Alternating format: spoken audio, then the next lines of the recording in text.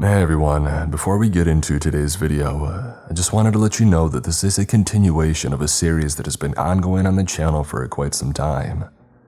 You really should catch up before listening to this video. I'll link the playlist down below so you can get caught up from the very beginning. I hope you all enjoy this one because you're definitely in for a ride. Let's get into it.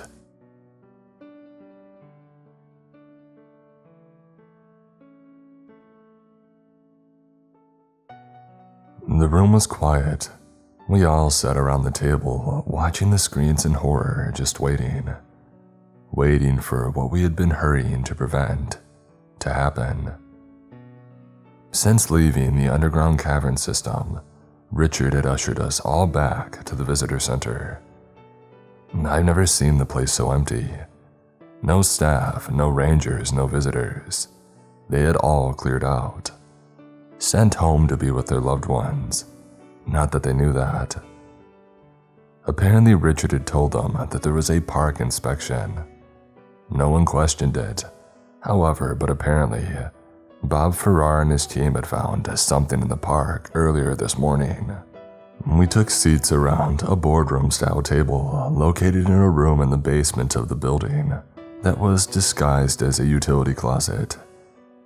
Apparently, this room was not just a briefing room, but it also acted as a bunker.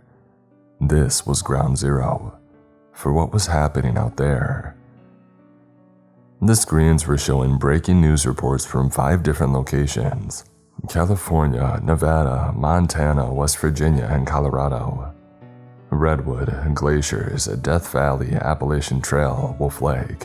Richard said, pointing at each screen individually. Each screen seemingly set up to give us an update into the locations surrounding the notorious black sites. I turned to the 5th and final screen. The report was for Colorado, Wolf Lake.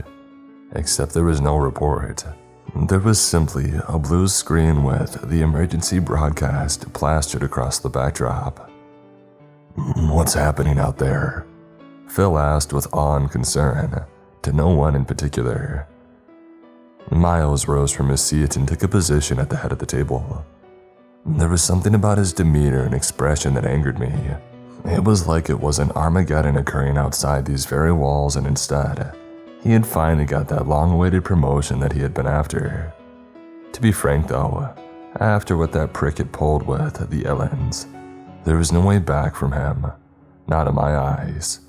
At roughly 11:43 a.m. today, Sheriff Farrar and his deputies found the corpse of Alex Jessup in a clearing atop Wolf Lake Peak. Miles began before Farrar jumped in with a heavy sigh and a shake of his head. "A corpse? Ain't like no corpse I ever seen," the sheriff commented.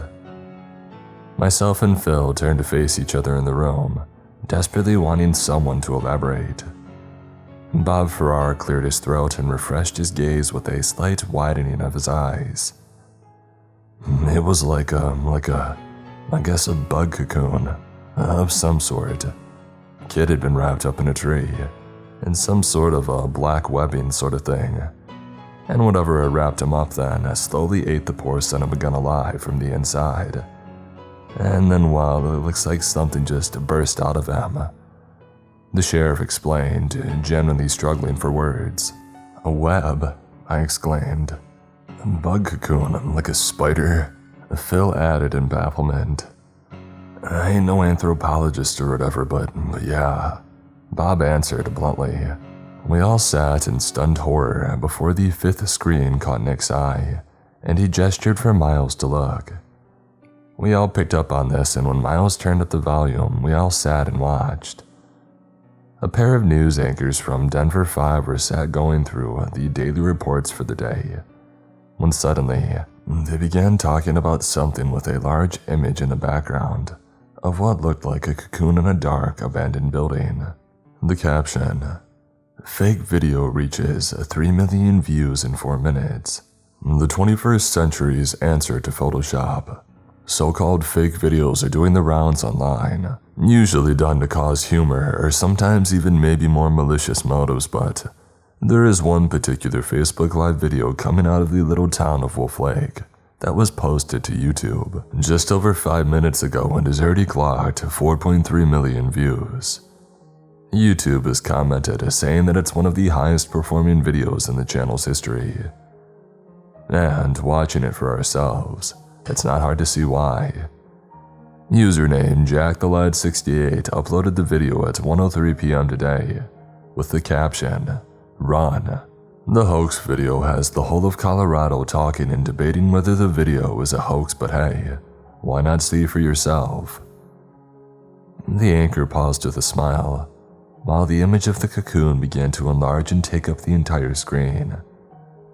The still image of a mass of gray-black webbing surrounding itself around a large form that was hoisted in the corner of a barn began to play out as a video. There were seemingly 3 people in the barn, observing the mass as it hung atop the wooden support beams.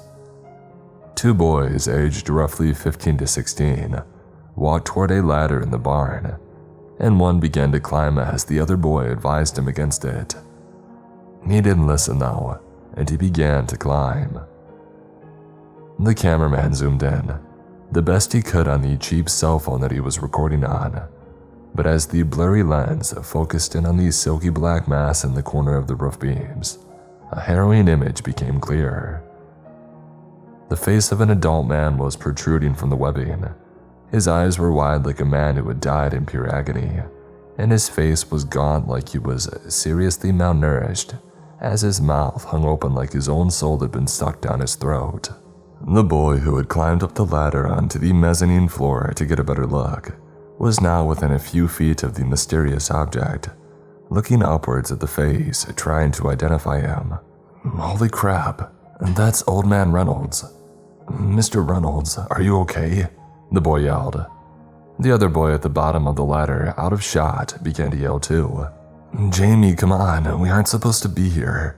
If he wakes up then he could shoot. My dad said the guy went crazy after what happened to his boy," the kid said in a harsh, unsympathetic tone.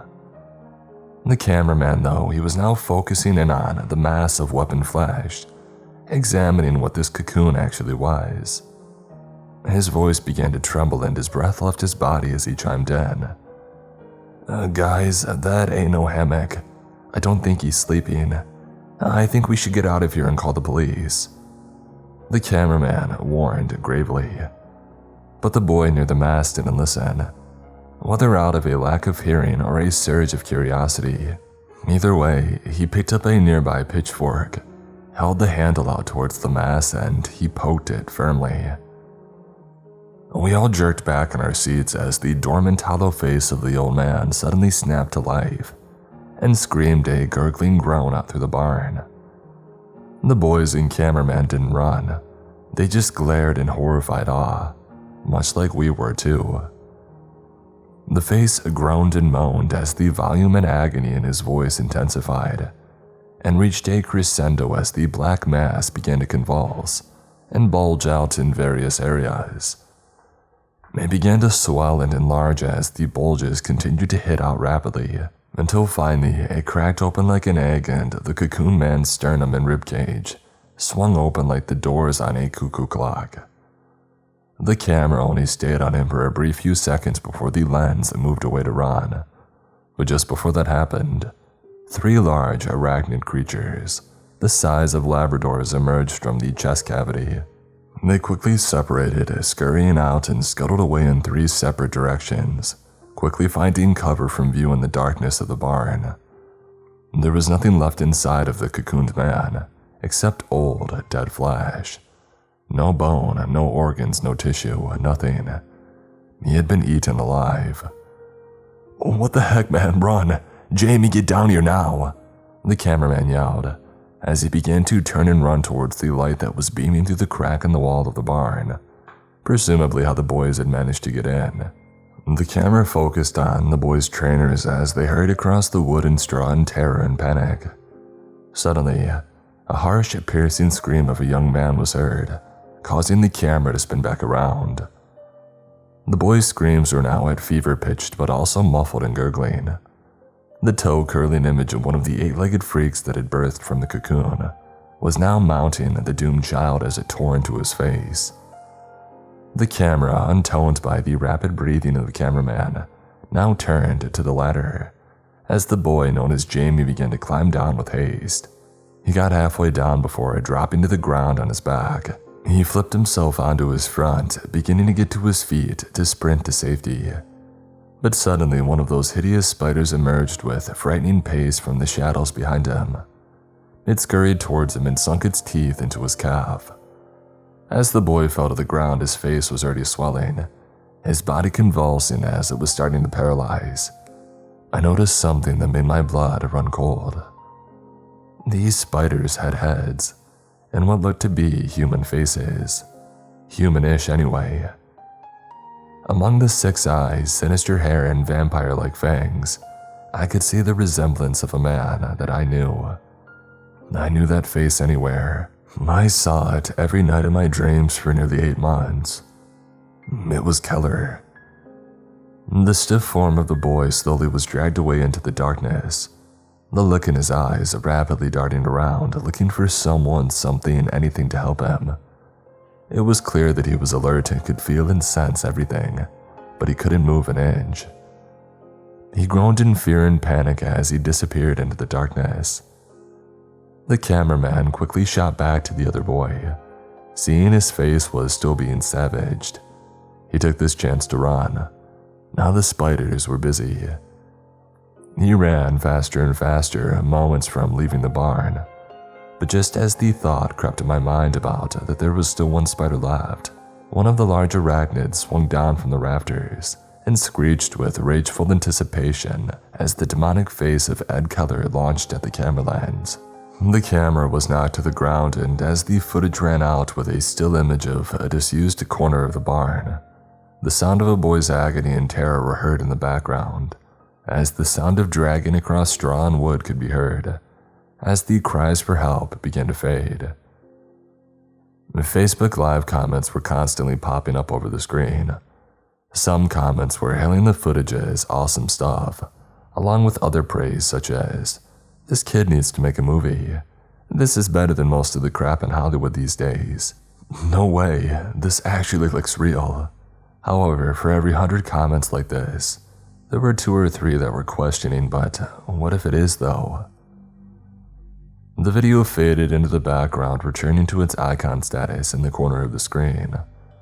The 2 anchors put on a superficial, shocked and wild expression as they addressed the audience once again. "Wow, just wow," the female anchor said in a rather obviously scripted tone. "I know, right? You can see why it's got so many views. It's incredible editing and clearly some hard work and advanced software has gone into the making of it. I agree with one of the commenters. The user should think about using his talents for film, rather than trying to work up his Facebook friends with some hoax video," the male anchor replied. His old-school demeanor gave off the vibe that he didn't care what this kid did with his life. He just didn't like time wasters. "Oh, so you don't think the video is real, Dan?" the female anchor chimed back in playfully. He shook his head with a grin, dismissing that he could be so foolish to be the one of the idiots buying into this. The female anchor chuckled to herself, indicating that really she didn't believe it either. She restacked her papers and faced the cameras once more. "In other news," she said before looking into the camera, looking a mixture of flustered and puzzled. The male anchor was now seen to be mouthing something to one of the set workers. I couldn't be certain, but it looked like he was asking, "What's wrong with the teleprompter?" with the set worker now just shrugging his shoulders and running off camera, presumably to go check. It was as if the control room had lost control. There were no camera changes and no cuts to the live feed, leaving the crew just awkwardly trying to explain the news to the audience. I'm sorry folks, it seems like we're having some technical issues. We'll be right back with you just as soon as we..." The male anchor's words were cut off as the sound of a blood-curdling male scream came from somewhere in the building. It was acute and desperate, almost sounding like a bout of painful laughter as it intensified.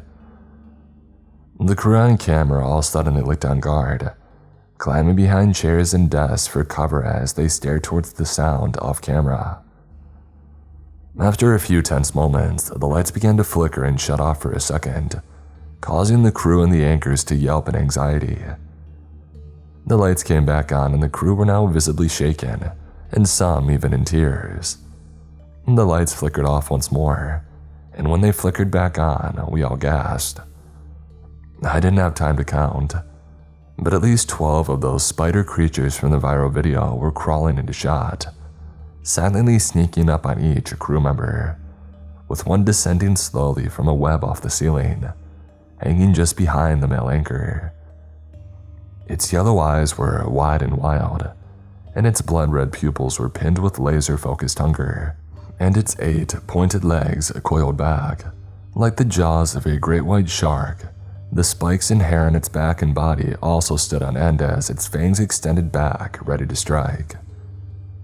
The female anchor, completely unaware of her own impending savage end, spotted the creature stalking her colleague and let out a piercing scream.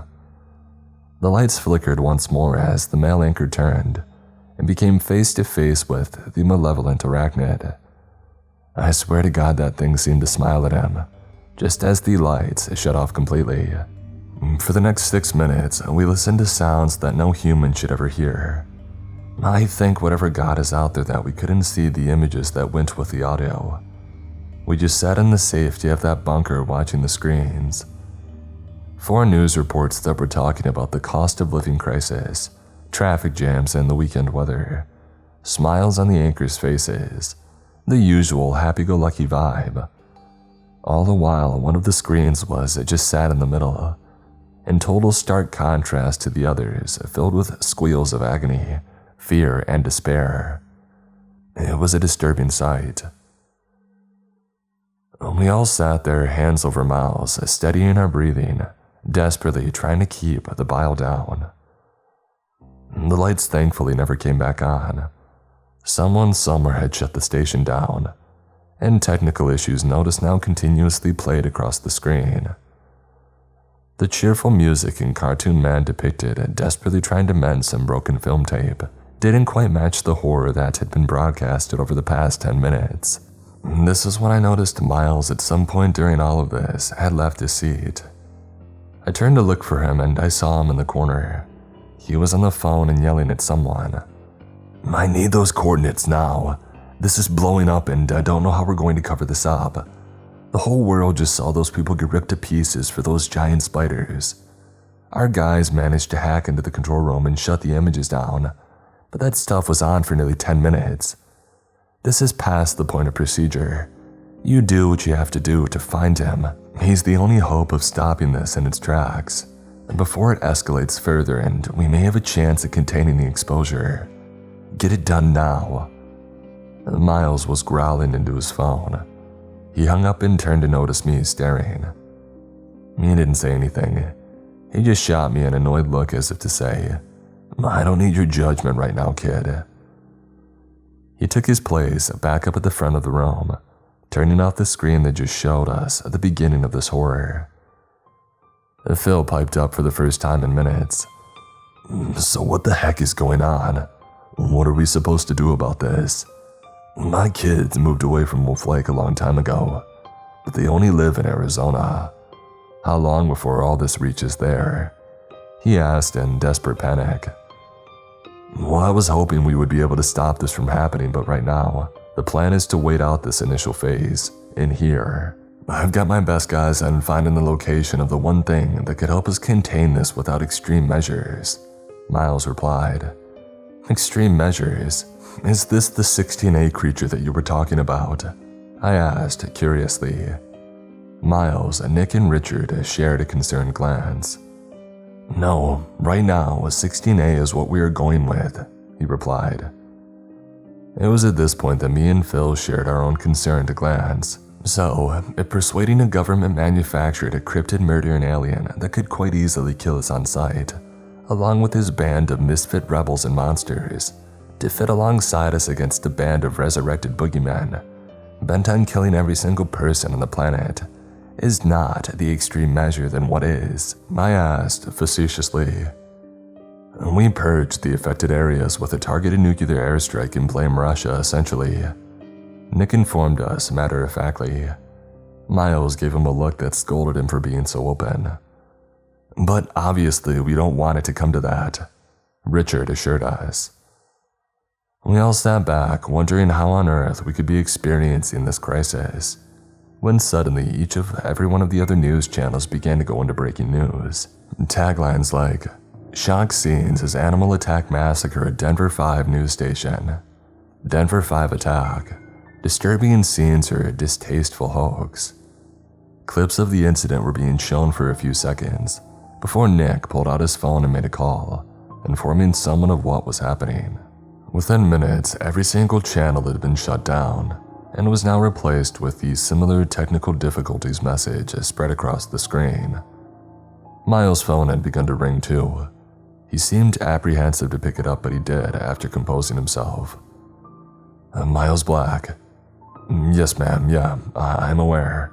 But ma'am, I assure you that it's been shut down, and we are working on monitoring all social media to cease and block all attempts at sharing the content. Listen, ma'am, please, I think we just need a little time to locate 16A before we... I understand, ma'am. Thank you. He hung up the phone, sounding defeated.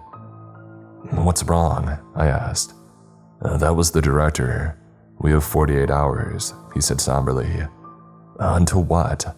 I asked naively. Phil threw his hands up in anger. Until Russia wipes this country off the map, he said, using air quotes for Russia. Well, what the heck are we waiting for? We can't just sit here, I exclaimed, launching from my seat. Well, we can't leave, James, not yet, Nick said calmingly, gesturing for me to take a seat. As I stared back in confusion and frustration, Phil seemed to have a realization. What did you mean by sitting out this initial phase? He asked cautiously. Miles looked uncomfortable as he prepared to answer. He took a seat, making himself level with us. He didn't want to appear like he was ordering us. He needed us on his side. One way or another after all this, there won't be a Wolf Lake, Miles said gravely. Phil and I didn't speak. We just let the silence cue Miles to elaborate. Maybe it's best I just show you, Miles suggested, getting out of his seat and heading over to the briefcase that he brought to my cabin that night, filled with the case files on 16A, the cult and the monsters that threaten our world as we know it. He pulled a blank DVD case from inside and took out an unmarked disc. He placed it in the slot below one of the screens and pressed play.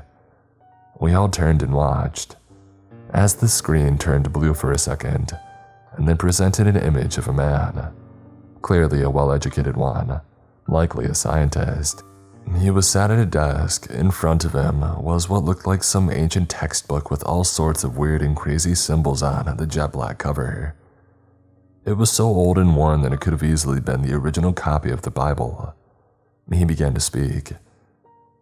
Having analyzed this source material, it's clear to me that the origin of this book actually predated the birth of Jesus Christ, and it was written by one of the first satanic priests of the Neolithic era. It talks about the impending judgment day and the end for all non-believers. It talks about a band of malevolent evil incarnations who rise from the soil that pagans laid and take back the stolen earth. It's really sinister stuff. Now, as I told you in our earlier correspondence, there was a spell section. It talked about raising some unearthly monstrosity known as the Kincu virens pythonisum, roughly translated from Latin to English as a five-headed witch. Now, I know my information is useful in helping to find the key to defeating this creature, but if we get to the final stage of this wage on mankind, then I doubt that it'll be so easy. The spells and rituals that depict the revival of these boogeymen show that the process will have much more of a devastating effect on any humans in the area, the scientist explained. He opened up the book to a particular page and showed it to the camera. The images were like a child had drawn them in charcoal. They depicted as spider-like creatures with the head of a human emerging from the body of a man. He continued to turn the pages, showing more illustrations of the spiders, multiplying and then gathering together.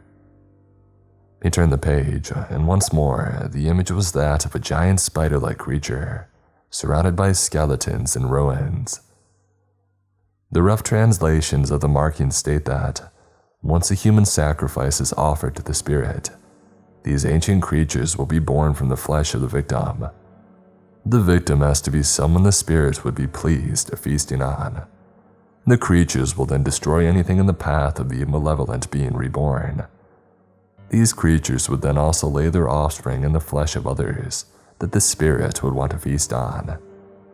These creatures would continue to multiply until the pack is regenerated to their full size and development, at which point the creatures would converge in a type of a symbiotic mating ritual, which ultimately creates the final version of the malevolent creature. So my advice would be, make sure you have your men in hiding during the first 24 hours. If you're out in the open, in the vicinity of the ritual site within the first 24, you won't survive the feeding frenzy. The writing describes these arachnid manifestations as relentless, savage, and unstoppable. My advice would be to wait for the mating ritual. They will be off guard and vulnerable. Plus, you kill these creatures off before they create the final one, and other entities created using the same pagan spells will be destroyed. But if you don't stop it before then your chances of saving us become very slim. But your best chance is to kill the first Ryzen, the Smiler. The rest will fall. The same spells are used on these beings as they were the witch, so my best bet would be to try to sever the beings tied to the real world. Whatever that is, however, I do not know. May God be with you, and may God be with us all. The tape ended and Miles returned the DVD to its original storage. So, you see right now above us, those things are feeding on everyone in sight, building up their strength, laying their eggs in the flesh of Keller's chosen victims. New ones are hatching and joining the army, and when they are fully grown and have enough numbers, they'll find a nice quiet place to nest, and the mating ritual will begin. And Keller will be reborn as the Smiler, and this world as we know it will end.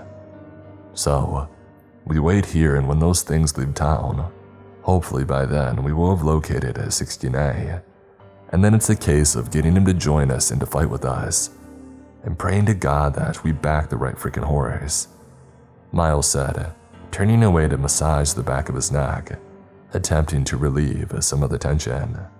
Any of you guys have any family in town? Richard asked empathetically. Knowing that I was an adult orphan with a brother who had killed himself, automatically I turned to Phil and Bob. They both sighed gently with subtle relief and shook their heads. No, but still, we just sit here while our friends and neighbors meet their death, Phil snapped. Miles looked us all in the eye. I've been doing this a long time to realize that you can't save everyone. We need to survive this period in order to have any chance at stopping it, Miles said, climbing out of his seat and pulling out a rucksack from the side of the room. And no, we aren't just going to sit here, he said, pulling out a sleeping bag. We're going to get some rest. We're going to need it. I awoke sometime later. I rubbed my face and tried to wipe away the exhaustion, and that's when I realized that I was alone. No Miles, no Richard, no Sheriff Farrar, no Phil. Just me. I began to panic, thinking those things had gotten inside while I was asleep. I jumped up quickly out of my sleeping bag and carefully crept towards the door to the bunker, which was ominously ajar slightly. I opened it and I crept outside. The stairs that led up to the VC were gone. I was instead in a dark, poorly lit corridor. The sound of an angry tantrum was coming from somewhere in the distance. I concentrated on the sound, trying to figure out what it was, when suddenly the sound of the bunker door slammed shut behind me, causing me to leap out of my skin. But when I looked back, there was no door, just a cold, wet, and mold-riddled wall where it once stood. The only way was forward. As I crept down the cold and desolate hallway with the only sound to drown out my footsteps was the gentle drip of a leaking drain pipe, the sound of the man's tantrum raised in volume. I approached the end of the winding corridor until I was met by another door slightly ajar. I cautiously peered through the gap and looked into a dark room, what appeared to be a storage room adjoined down to a factory floor. Inside the storage room, my eyes bulged as all I saw was jars and tanks filled with various species of spiders. There were jumpers, weavers, widows, tarantulas, huntsmen. My skin began to crawl more than they were. Meanwhile, from the factory floor, the tantrum continued but was beginning to settle, and the culprit stormed into the storage room. The man was enraged and frustrated and panicked. Clearly something had unsettled him and he was worrying what on earth to do. The man turned in my direction. It was Keller, in human form. And that's when I realized where I was. The Keller and Wait meat factory. I shallowed my breathing, desperate to not give away my location, and simply observed the events unfolding in front of me. Keller was launching various items around in a fit of rage, calling himself names like stupid, idiot, and a fool. I knew that I should have used the shackles. Can't cut through steel, can you, Ed? Ah, you moron. Mother will be down here right now laughing at you, you stupid idiot. Keller's rant continued like this for a few minutes, periodically checking for something out of the window. I didn't know what for until suddenly, the sound of sirens and flashing blue lights in the distance made it evidently clear. No, oh no! Ed Keller snapped, both hands clasping at his greasy, sweat-soaked hair. He turned towards these spiders and began to caress the glass of the tanks and the jars, in an odd, over-the-top display of affection. Oh, don't worry, babies, I won't let them take you. I won't let them throw you all in some evidence room, neglected and hungry. Here, be free. Who knows? Maybe we'll be together again someday. Keller speculated, as he began taking a hammer to the glasswork of the tanks and jars, subsequently releasing the 40-plus arachnids to scurry down the shelves and on the cold concrete. I silently prayed they didn't come towards me, but despite most of them scuttling through holes in the wall and the open window, a small army of spiders came my way. I pressed myself as much as I could against the wall, giving these sinister insects enough room to pass me without actually touching me. Once the last spider had gone out of sight, I breathed a sigh of relief, but I was soon snapped out of my brief respite by the sound of loud bangs and thuds in the door of the factory. Edward Dean Keller, this is the Wolf Lake Sheriff's Department. You are under arrest. Come out quietly with your hands up. The loud commanding voice echoed through the halls of the building, and I recognized it immediately. It was Farrar. My breath left my body when Keller began rushing right in my direction. It was like he was staring right at me when he ripped the door back and reached his dirty palm towards my face. I curled up in a ball and I cowered. I waited for him to grab me and have one last thrill before he was arrested. But no. Instead, his hand grabbed a piece of dusty metal on the floor by my feet. I watched in confusion as he gave it a few firm yanks until the metal came loose. And that's when it became clear. It was a handle. Keller opened a trapdoor in the floor and jumped down into the darkness, slamming the door behind him. I watched as the dust resettled back on top of the wooden hatch, as the thuds against the factory door got louder and louder with every second. The metal fixing on the thin steel door began to rattle and loosen, as the deputies continued to batter down the door. And then, with one last final slam, the door swung open. The sound snapped me awake. I sat up in a cold sweat, quickly realizing that it was another dream. However, when I looked around to see my sleeping bag wasn't in the bunker and instead, in the middle of the woods, I realized that it wasn't quite over yet. I climbed out of the sleeping bag once more and began to explore my surroundings.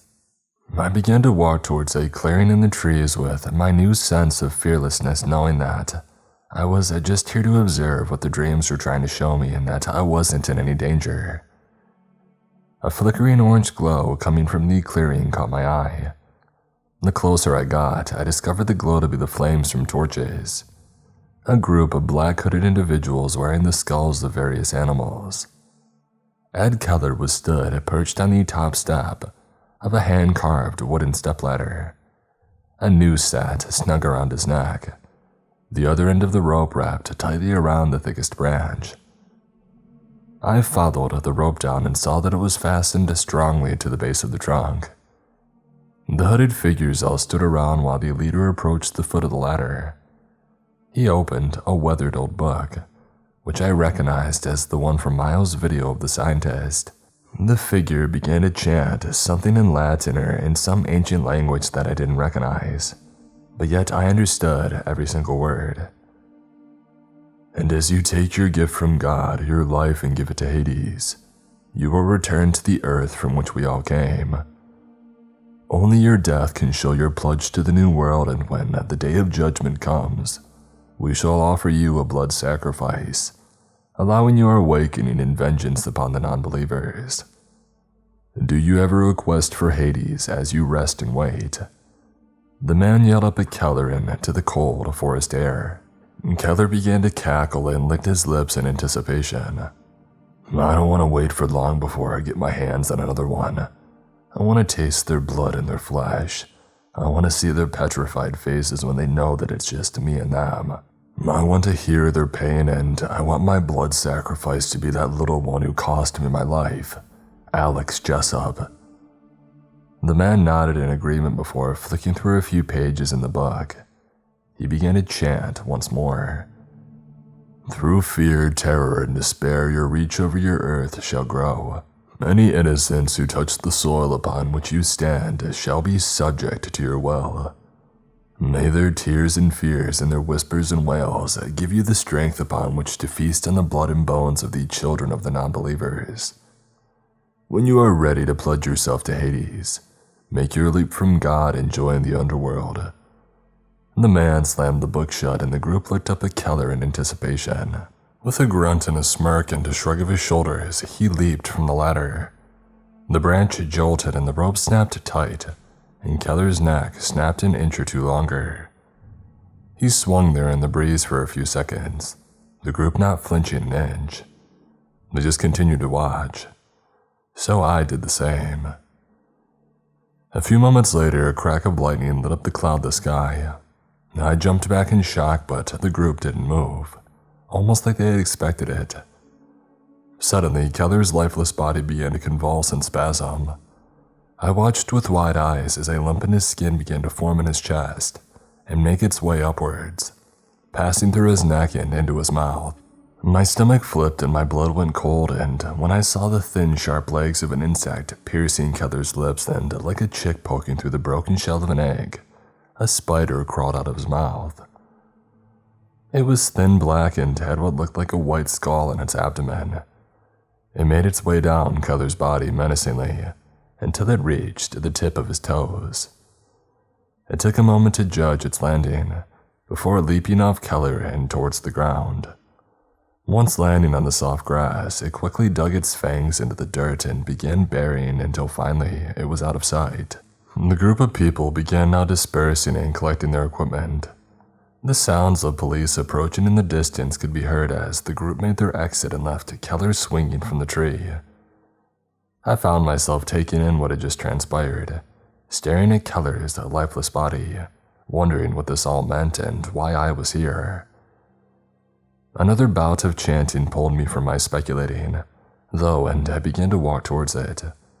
Soon, I was out of the trees and heading up the mountain that centers Wolf Lake.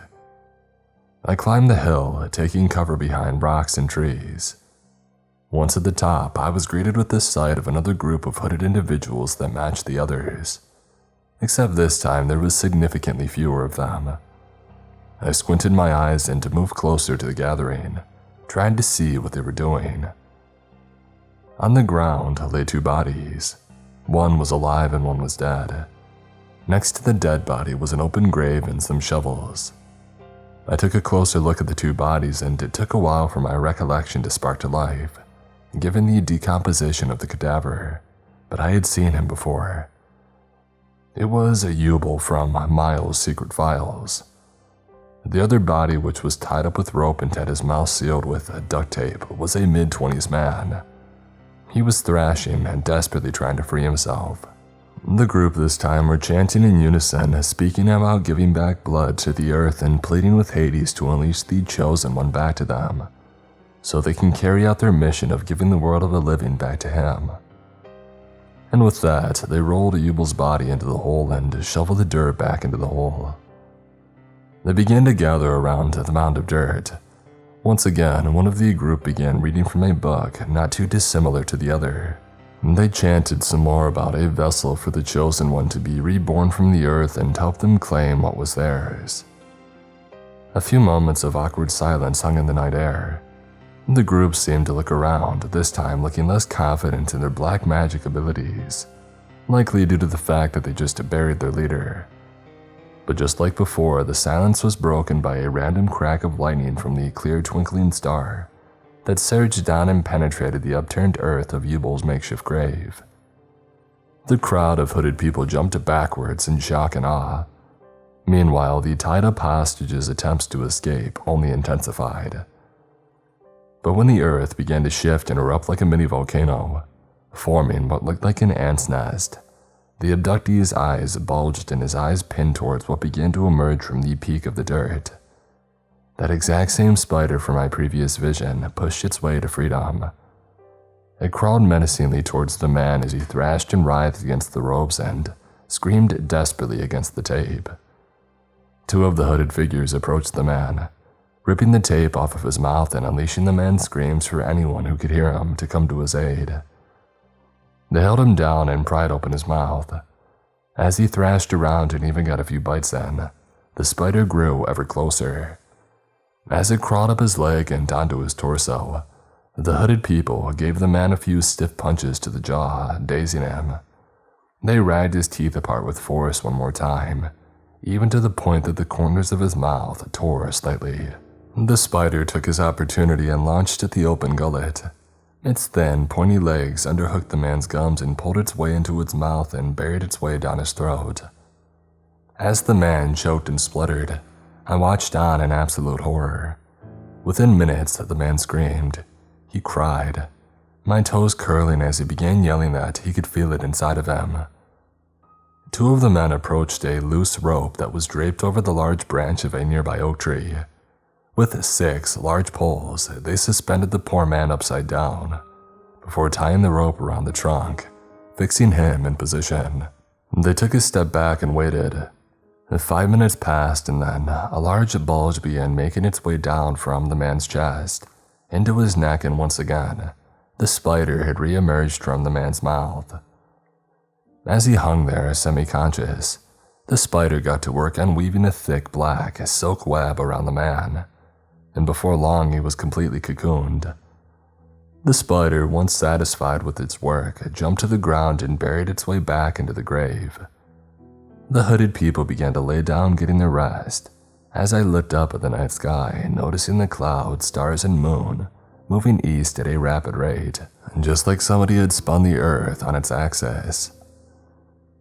The sun was just peeking over the Rockies when the cocoon began to bulge and shake and the man groaned gently in pain. The hooded people woke and they rushed to their feet and gathered around. I can feel them, groaned the man. Please, just kill me, he pleaded. The hooded people ignored his wishes and instead dropped to their knees and bowed their heads. The cocoon began to vibrate, and with one forceful jolt, the man spat up a mouthful of blood and mercifully passed away. As the blood dripped down his nose and onto his forehead, his chest cracked open and 4 large spider legs pierced their way through the webbing and tore a hole for it to climb through. I watched 3 of those Keller's spider hybrids emerge from the hollowed-out corpse of the man, who clearly was adult Alex Jessup. The group of hooded people began to cheer and welcome the arachnids, clearly impressed with themselves and their black magic ability. But it was short-lived. The creatures launched themselves at the hooded people. The one who chanted from the book picked up the book and ran for cover. He took shelter beyond the same rock as me, but he had no indication that I was there. He instead sat there cowering as he listened to the sounds of his friends being torn to pieces and screaming for mercy from the spider's attacks. Within minutes, the carnage was over and the screams had stopped. The man decided that he wasn't going to sit there and wait to die. He jumped to his feet and he made his attempt to run. He didn't get far though. One of the creatures blocked his path, the other two flanking him ready to pounce. They rushed to him, but he prepared for a slow and agonizing death. He closed his eyes and tensed up, gripping the book hard for some sort of misplaced comfort. The spider heads were 2 inches from his, smelling his delicious flesh, but they didn't attack. Instead, they backed off.